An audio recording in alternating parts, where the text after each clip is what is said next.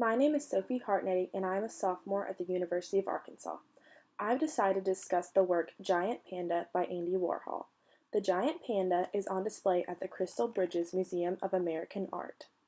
Giant Panda is on display in the early 20th century gallery under the collection Animal Meet Human. Andy Warhol was an American artist, director, and producer who was a leading figure in the visual art movement known as pop art. He was born on August 6, 1928 in Pittsburgh, Pennsylvania. He died on February 22, 1987 in Manhattan, New York. Warhol was involved in many art periods, such as abstract expressionism, modern art, naive art, and contemporary art, but he is most famous for his work in pop art. Giant Panda was done in 1983. It was a screen print on paper.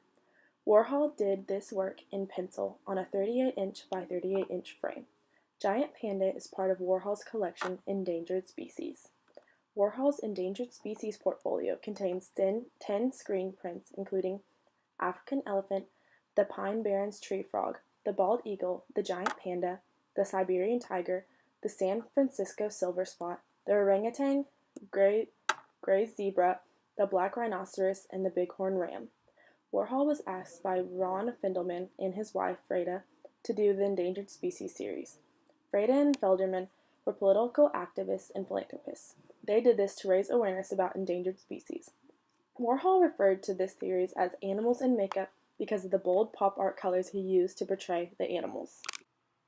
Giant Panda is a great work with many elements and principles. Giant Panda has balance even though it has lots of colors in it.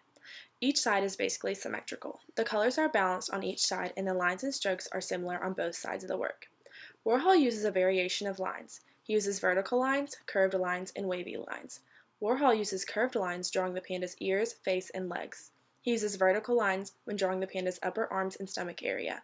Finally, he uses wavy lines when drawing the panda's eyes, nose, and mouth. He uses shading under the panda.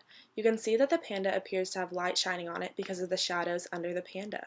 The use of color is very important in Giant Panda. It contains many bright colors. The bright colors bring attention to the work. Bright colors draw your eye into the work and keep it there.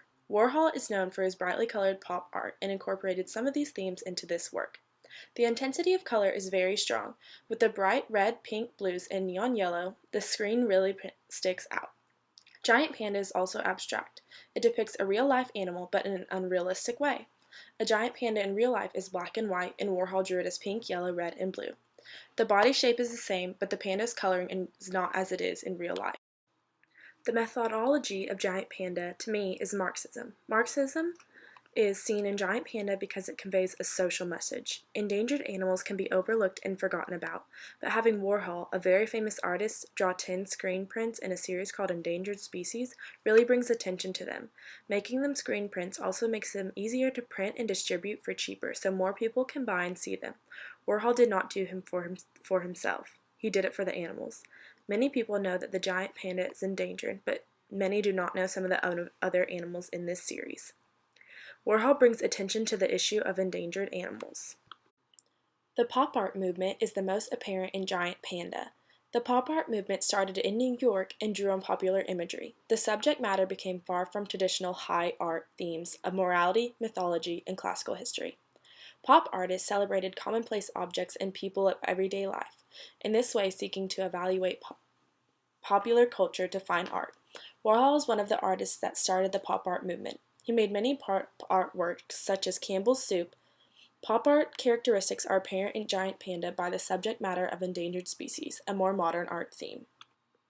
I chose to write about Andy Warhol's Giant Panda first off because I love it. The colors immediately draw your eyes to it.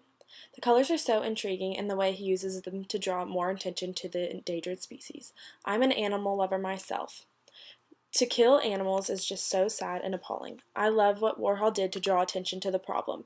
I have taken many art classes in my life and learned of many artists, but none quite like Warhol. He is one of the only artists throughout many years of class that I actually remember. His work has always stuck out to me, so I thought combining my love for Warhol and animals that Giant Panda was the perfect work for me.